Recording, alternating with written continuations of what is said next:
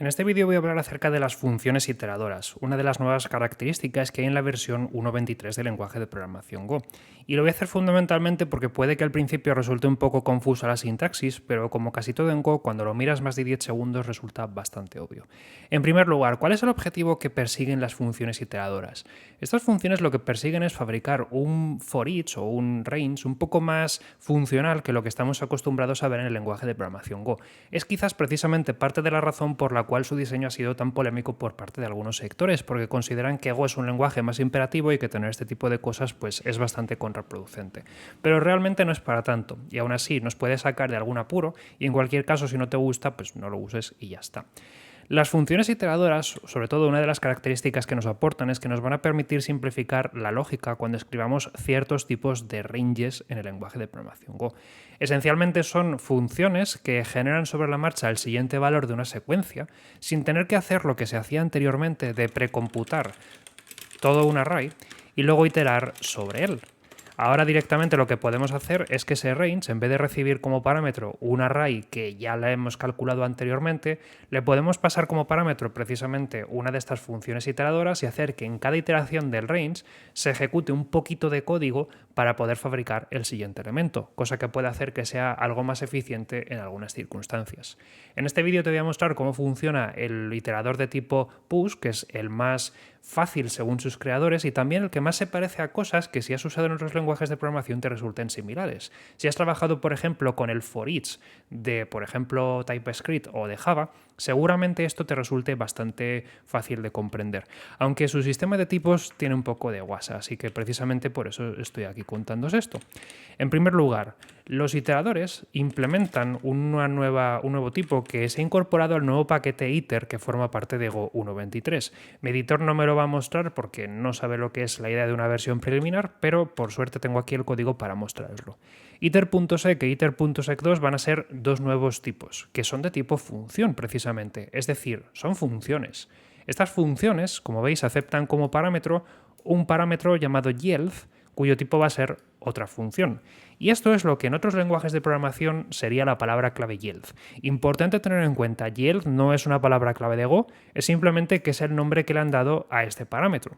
Entonces, ¿cuál es la intención? Una función iteradora, que sería todo esto, lo que va a hacer es que va a llamar tantas veces como elementos formen parte de la colección a la función que le pases como parámetro. Y en cada una de las ocurrencias que se le llame se le va a pasar un valor nuevo de la secuencia. Como digo, si has trabajado con el for each de otros lenguajes de programación como TypeScript, esto te va a ser bastante fácil de entender. Es simplemente una función a la que le pasas como parámetro una función de for each y lo que hace es que se invoca esa función que le pases una vez por cada elemento que forme parte de la secuencia, ¿vale?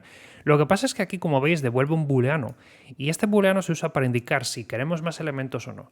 Típicamente tú devolverías true, pero si quieres parar anticipadamente la ejecución del bucle, para interrumpirlo puedes devolver false y entonces si devuelves false el iterador debe decir no quieres más y terminar su ejecución sin seguir llamándolo.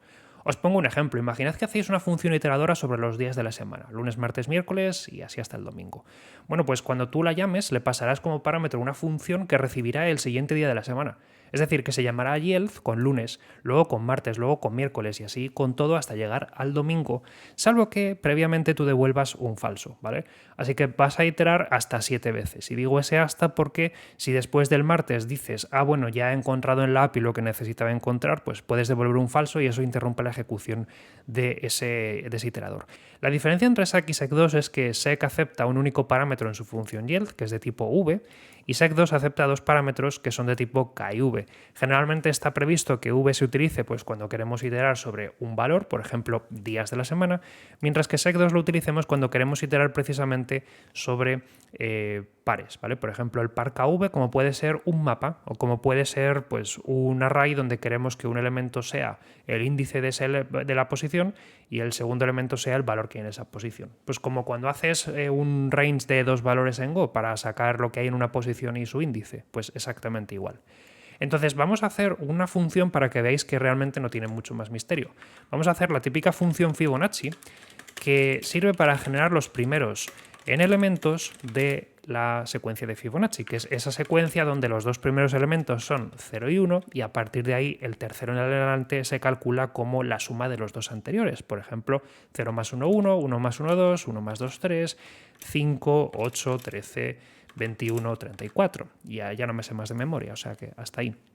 Lo que quiero es una función que me devuelva precisamente una secuencia de enteros. Y esta es la forma típica de usar precisamente esas secuencias, es decir, tener funciones que nos fabrican iteradores, así que al final es una función que nos tiene que devolver otra función, para que así cuando llamemos a la función que nos devuelve Fibonacci, invoquemos al iterador, ¿vale? Y este iterador, como digo, se parece bastante al for each, así que va a recibir como parámetro pues ese callback. Pues, si queréis llamarlo callback, lo podéis llamar, yo no os voy a decir nada porque no soy policía, ¿vale? Que va a ser el que va a recibir precisamente cada una de las invocaciones, en este caso, de el siguiente número de Fibonacci. Por eso es una función que tiene que aceptar un número, ¿vale?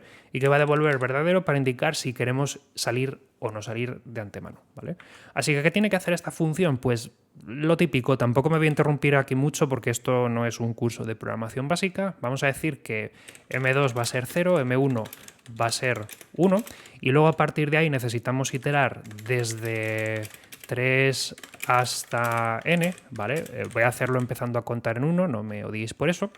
Y para cada siguiente, pues m se calcula como m2 más m1. Necesitaremos actualizar m2 para que sea ahora el siguiente valor y m1 para que sea el siguiente valor, ¿vale? Para ir corriéndolos hacia la izquierda. Y ahora lo que tenemos que hacer es que tendremos que llamar a yield en momentos puntuales, ¿vale? Por ejemplo, antes de arrancar con el bucle tendremos que pasar a los dos primeros elementos. Por ejemplo, yield m2 y yield m1, excepto que esto está mal, obviamente, porque si me pides los primeros 0 elementos no vas a querer que llame a yield y a la vez si este devuelve falso tampoco vas a querer que se llame el siguiente. Así que voy a hacer la siguiente construcción. Si n es igual a 0 o si yield m2 devuelve falso, sales, ¿vale?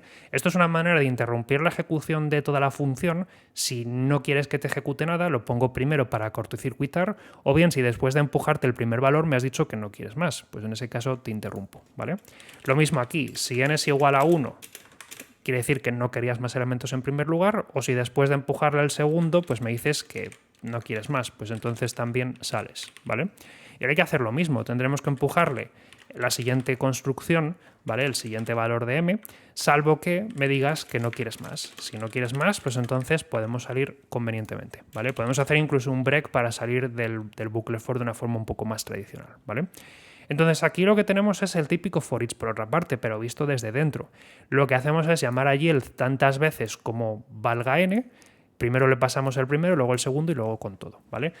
¿Y ahora cómo se puede utilizar esto? Pues la ventaja, como decía, de este tipo de funciones es que las podemos integrar convenientemente dentro del típico range, ¿vale? Así que puedo sacar cada uno de los valores de Fibonacci usando directamente un rango sobre Fibonacci de 10. Y ahora ya a partir de aquí puedo hacer, por ejemplo, un println de fib y sacar el siguiente valor, ¿vale? Y esta sería la forma más simple de invocarlo directamente con el range.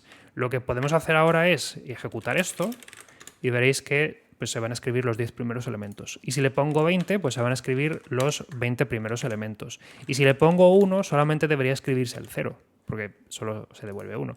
De todos modos, el range no es la única forma, ¿vale? Yo lo he puesto aquí el primero porque me parece lo más vistoso, ya que se supone que es la característica nueva del lenguaje. Pero como digo, dado que esto se parece más al for each de otros lenguajes de programación, yo podría sacar ese iterador a una variable llamada fib y luego hacer fib y pasarle como parámetro precisamente esa función for each. Por ejemplo, func nint bool, que va a ser mi función que se supone que tiene que imprimir la siguiente iteración y devolver true salvo que le diga que no quiere más. Por ejemplo, en este caso, si lo vuelvo a lanzar, pues aquí tenemos los 10 primeros elementos, pero para que veáis que puede interrumpirlo cuando quiera, podemos hacer que se interrumpa si n deja de ser menor que 10. Es decir, cuando n sea mayor que 10, esto devolverá falso y terminará la ejecución del bucle. Así solo se escriben los números hasta llegar al primero donde n valga 10, ¿vale? Podemos haberlo escrito de otro modo para que no nos escriba el 13, pero bueno, este es el concepto base.